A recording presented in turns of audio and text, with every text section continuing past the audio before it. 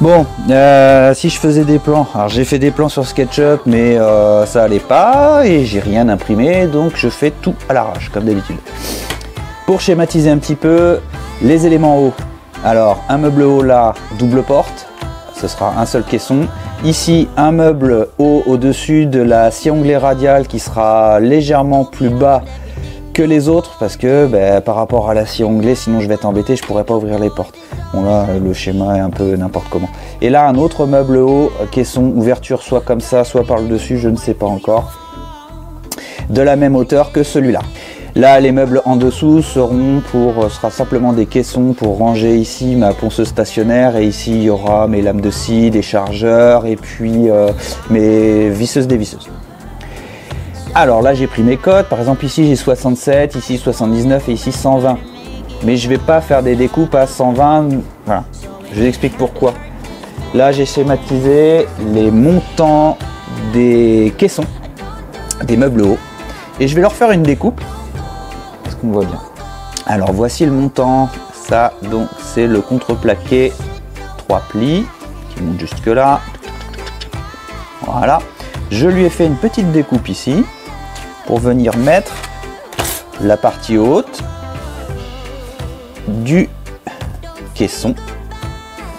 Et lui, je vais pas du tout y toucher. Donc, j'avais 120 au départ, de là à là. Et comme j'ai enlevé 1 cm ici et 1 cm ici, je dois découper la partie haute de 120 moins les 2 cm. Donc, je me retrouve plus qu'avec 118. Et pour les autres, c'est pareil. 76, je me retrouve avec 65. 79, je me retrouve avec 77.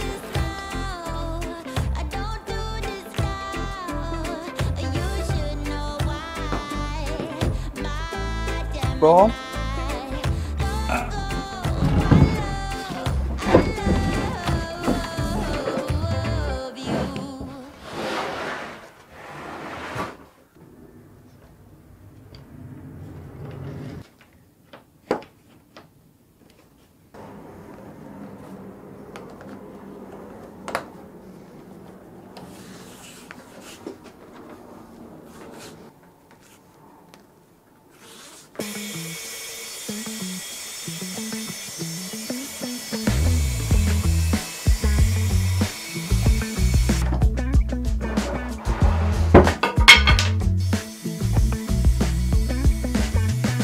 Shining, wind blows through my hair, car is moving fast down the freeway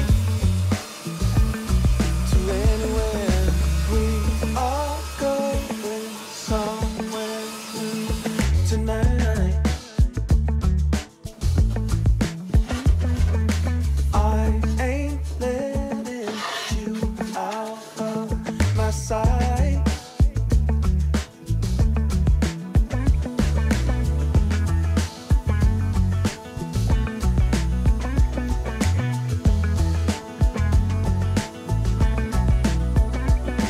This might be crazy.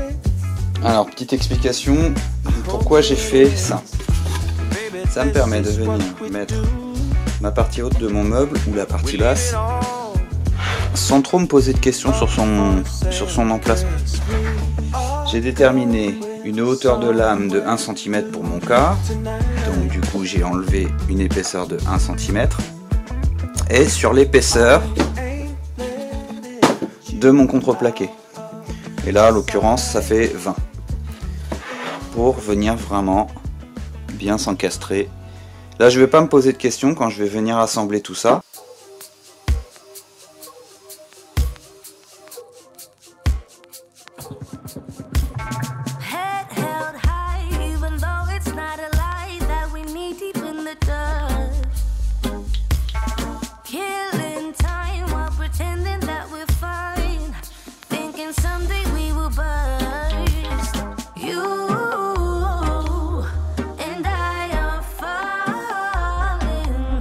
Behind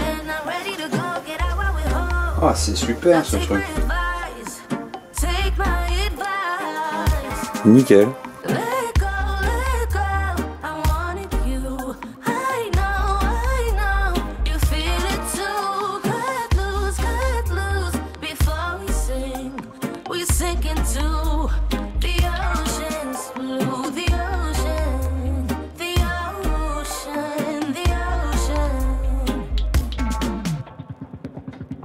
It takes some time, even though it's just a smile. But I hate it when I'm faking with you all night in a body that ain't mine, thinking I am gonna burst.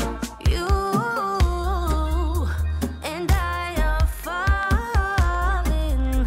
behind, and I'm ready to go get out while we're whole. Now take my advice, take my advice.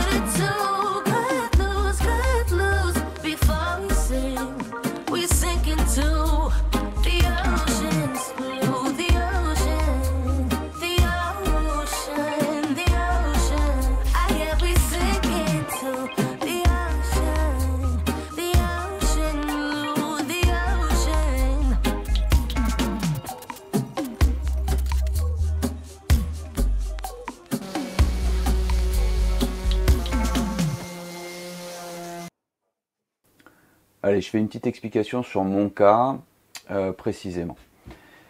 Vous m'avez vu, j'ai mis un contreplaqué au fond, contreplaqué de 1 cm que j'ai simplement cloué. L'erreur, puisque j'aurais dû le coller et le clouer. J'ai pas eu envie de tout enlever, ça y est, c'était fait.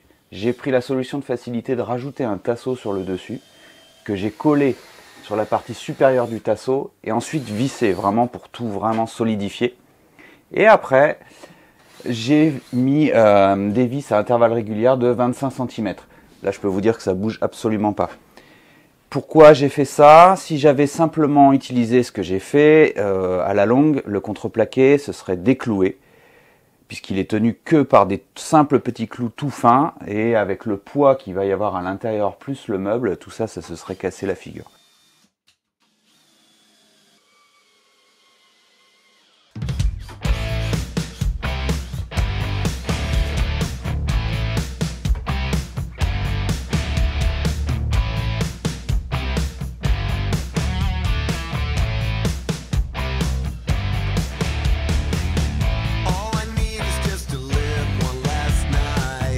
Tired of being in hell all alone. All I need is just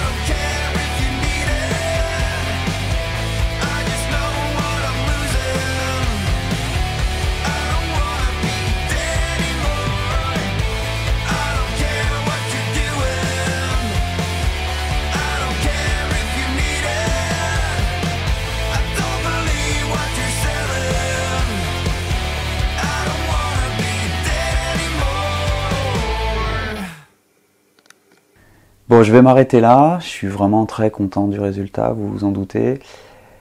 J'utilise des matières que j'aime beaucoup, notamment le chêne. Bon, le valchromate un peu moins, mais pour le coup, je trouve que ça tranche bien. Et puis, j'avais pas trop le choix, j'en avais plus. Donc, il avait presque pile poil la bonne taille. Il a fallu le recouper un petit peu. Puis, je trouve ça sympa. On verra les copains plus souvent qu'avant. Dans une prochaine vidéo, je vous montrerai un petit peu le caisson que je compte faire pour éviter d'avoir des copeaux partout. Parce que quoi qu'on fasse, une scie à onglet radial, vous en mettez partout. Donc autant minimiser un petit peu, je vais réfléchir à quelque chose. Il y aura aussi des guides sur le côté pour faire des coupes répétitives. Voilà, si cette vidéo vous a plu, n'hésitez pas à liker, partager, commenter, dites-moi ce que vous en pensez. En attendant, moi je vous souhaite plein de copeaux et puis moi je vais ranger un petit peu tout ça, je vais optimiser le bazar. Allez, à très bientôt.